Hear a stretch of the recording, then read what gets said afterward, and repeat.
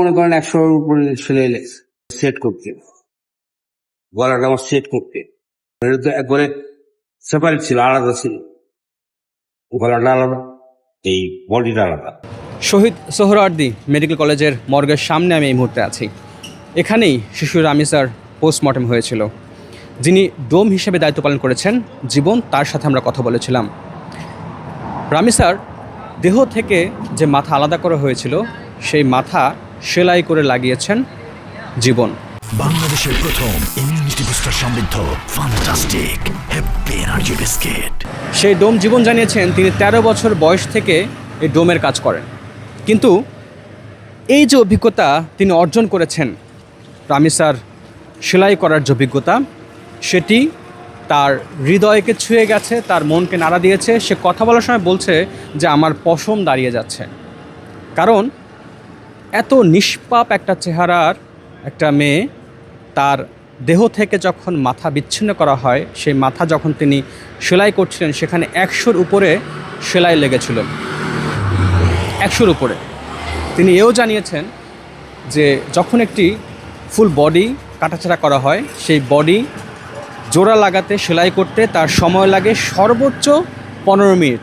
10 থেকে 15 মিনিটের মধ্যে তিনি সেলাইয়ের কাজটি সম্পন্ন করেন। কিন্তু এই রামিসার যে পুরো মাথা থেকে শরীরের সাথে যে সেলাই করাটা, সেখানে তিনি সময় লেগেছে 30 মিনিটেরও বেশি। এবং তিনি বলছেন যে হয়তো ধারালো কোনো অস্ত্র দিয়ে এই রামিসার গলাটি কাটা হয়েছে। এই গলা কাটার পর রামিসার আসলে মেরুদণ্ডের সঙ্গে মাথার কিছুটা হাড় পাওয়া গিয়েছিল, সে হাড়ের সঙ্গে সুতা দিয়ে বেঁধে তারপর রামিসার শরীরের সাথে মাথাটি জোড়া লাগানো হয়, সেলাই করা হয়। তো তিনি বলছেন যে এই যে নৃশংস হত্যাকাণ্ডটি ঘটানো হয়েছে, আসলে যে কাজটি করেছে সোহেল, তার হৃদয়টা কি একবারও কাঁপেনি? তিনি জানিয়েছেন যে হাতগুলো বিচ্ছিন্ন করার জন্য এখানেও ছুরি চালানো হয়েছিল বা ধারালো অস্ত্র দিয়ে হাত বিচ্ছিন্ন করার চেষ্টা করা হয়েছিল, কিন্তু পুরোপুরি করতে পারেনি। সেই জায়গাগুলো সেলাই করা হয়েছে। এবং আরেকটা কথা বলেছে যে চোখ দুটো আধো আধো খোলা ছিল, এমনভাবে খোলা ছিল দেখলে মনে হবে যে মেয়েটি তাকিয়ে আছে, অপলক দৃষ্টিতে তাকিয়ে আছে, ঠিক এরকম মনে হবে। এসব কথা যখন বলছিলেন, তখন তিনি আমাকে জানাচ্ছিলেন, দেখেন আমার হাত পায়ের লোম দাঁড়িয়ে যাচ্ছে। এতটা কষ্ট তিনি কখনো পাননি। তিনি 13 বছর ধরে এই ডোমের কাজ করছেন, অথচ এই মেয়েটার যখন গলাটা সেলাই করেন, তখন তিনি নিজেই আবেগ আপ্লুত হয়ে পড়েন। আপনারা জানেন যে এই রামিসার হত্যাকাণ্ড নিয়ে ইতিমধ্যেই রাস্তায় নেমে গেছে জনগণ।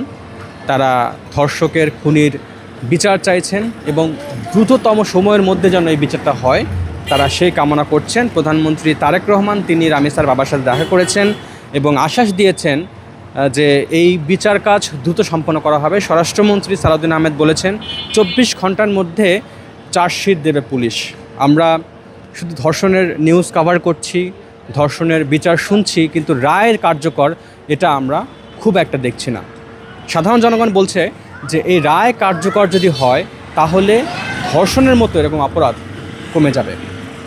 রুমান আকন, বাংলাদেশ প্রতিদিন।